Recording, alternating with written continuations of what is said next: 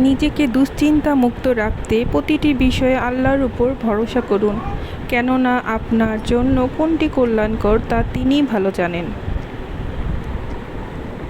আসসালামু আলাইকুম ভিউয়ার্স, কী অবস্থা, কেমন আছেন? আশা রাখি সকলেই ভালো আছেন নিজ নিজ অবস্থান থেকে, এবং আমিও আল্লাহ পাকের অশেষ রহমতে আমি আমার জায়গা থেকে ভালো আছি। তাহমিদাস ডেইলি ব্লগ নিয়ে আরেকটি নতুন ভিডিও নিয়ে আপনাদের সামনে চলে আসলাম। আমি তাহমিদা, রাজশাহীর মেয়ে, বগুড়া থেকে বলছি। এই তো বিদায়ের পালা চলে এসেছে। আমি আমার নিজ শহরকে ছেড়ে চলে আসলাম আমার শহরে। সত্যি অনেক কষ্টদায়ক ছিল সেই সময়টা, সেই মুহূর্তটা।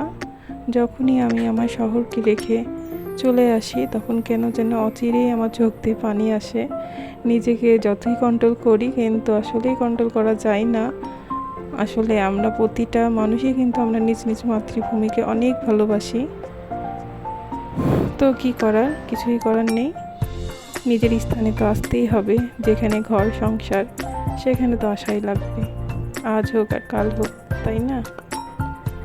এই তো আমি আমার বাসায় এসে কিন্তু প্রতিদিনের মতো যা রুটিন শুরু করে দিয়েছি, ঘর বাড়ি গোছানো, রান্না বান্না।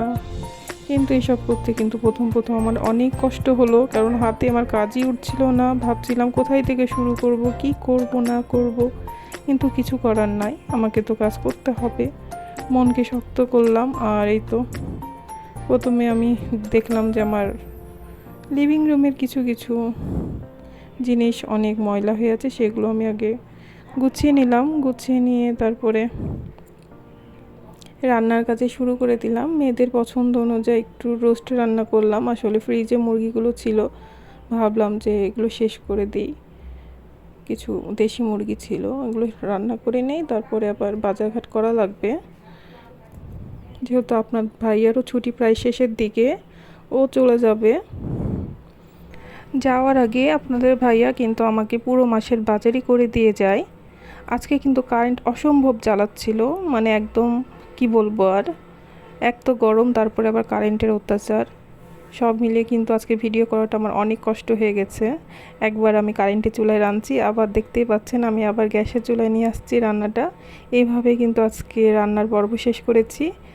এই তো আজকে রোস্ট রান্না করেছিলাম, মুরগি আর পটল ভাজি। বলতে বলতে কিন্তু আমি প্রায় বিকালের সময়টা দেখাচ্ছি। বিকালে আমি একটু বেলে শরবত করে নিয়েছিলাম। আসলে গরমের দিন আমি প্রায় বেলে শরবত করা হয়, খাওয়া হয়।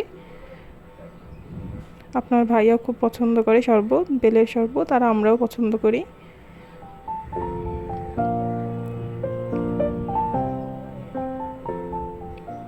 এই পর্যন্ত যে বা যারা আমার এই ভিডিওটির সাথেই আছেন তাদেরকে জানাই অসংখ্য ধন্যবাদ। যারা আমার এই ভিডিওটি অনেক ধৈর্য সহকারে ও পছন্দ সহকারে দেখেন, প্লিজ আমার ভিডিওতে একটি লাইক দিয়ে দিবেন। আর এই ধরনের ভিডিও যদি আপনারা সবসময় দেখতে চান তো আমার চ্যানেলটি সাবস্ক্রাইব করে আমার চ্যানেলের পাশেই থেকে যেতে পারেন।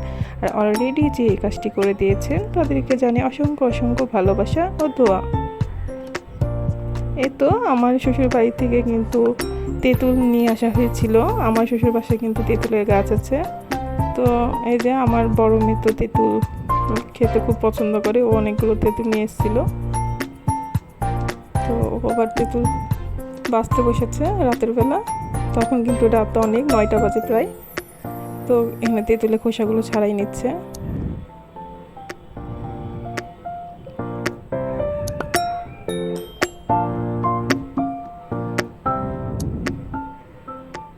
আসলে খোসা ছাড়াতে পারে না, তারপর সে খোসা ছাড়াতে বসেছে, আর অনেক তেঁতুল সে বাদ দিয়ে ফেলাই দিয়েছে।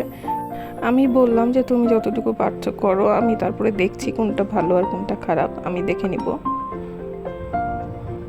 আসলে তেঁতুলের খোসাগুলো ছাড়িয়ে রাখলে কি হয়, অনেক দিন তেঁতুল ভালো থাকে, আর এইভাবে যদি রাখা থাকে তাহলে কিন্তু তেঁতুল নষ্ট হয়ে যায়। তাই কিন্তু এভাবে সংরক্ষণ করলে সারা বছরই দেখা যায় ভালো থাকে।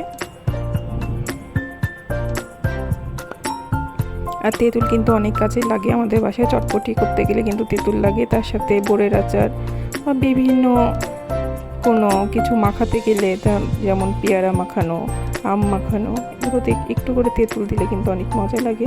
এই তো দেখেন কতগুলো খোসা বের হয়েছে, তার সাথে কিন্তু অনেক তেঁতুল ফেলাই দিয়েছিল, আমি সেখান থেকে আবার বেছে বেছে অনেকগুলো নিলাম। আমি কিন্তু একটা বক্সে, মানে প্লাস্টিকের বক্সে আমি তেঁতুলগুলো রেখে দিব, দিয়ে আমি ফ্রিজে সংরক্ষণ করে রাখবো। ফ্রিজে রাখলে আসলে সব কিছুই ভালো থাকে, বাইরে রাখলে নষ্ট হয়ে যেতে পারে, মানে একটু আমার ভয় লাগছিল, তো আমি ফ্রিজেই রেখে দেবো। আমার এই ভিডিওটি যদি ফেসবুক পেজ থেকে দেখতে চান তো প্লিজ আমার পেজকে ফলো দিয়ে রাখবেন। আসলে বাসায় আসার পর কিন্তু কাজের শেষ ছিল না। যতই আমি গুছিয়ে রেখে যাই না কেন, তারপরেও কিন্তু জানি না কোথায় থেকে যে এত ধুলাবালু আসে, আর সব কিছুই কেমন যেন ধুলো ধুলো হয়ে যায়। এটা দেখতে কিন্তু আমার খুব কষ্ট লাগে, মনে হয় যে এত কষ্ট করে আমার শুধু বৃথা। এদিকে কিন্তু আমার গাছের অবস্থাগুলো মাশাআল্লাহ ভালোই আছে, এই যে আপনাদের সাথে শেয়ার করলাম। আসলে আমি পাশের ভাবিকে ঘরে চাবি দিয়ে গেছিলাম, উনি আমার গাছে প্রতিদিন পানি দিয়েছে, তো সুন্দর আছে মাশাআল্লাহ। এই যে ক্যাপসিকামটা লাল হয়ে গেছিলো, তো আমি পেরে নিলাম।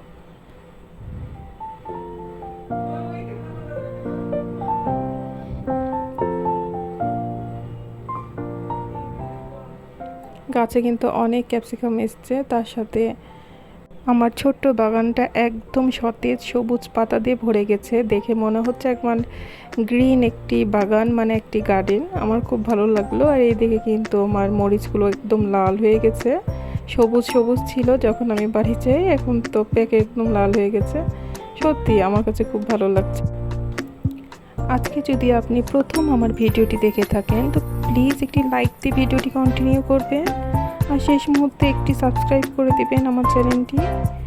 আপনাদের কাছে আমার এই ছোট্ট অনুরোধটি রইল। আমি কিন্তু দেখতে দেখতে ভিডিও শেষ প্রান্তে চলে আসলাম। আপনাদের সকলের দোয়া ও ভালোবাসা কামনা করে আমি এই ভিডিওটি এখানেই শেষ করছি। দেখা হবে আগামী নেক্সট কোনো ভিডিওতে। আসসালামু আলাইকুম, আল্লাহ হাফিজ।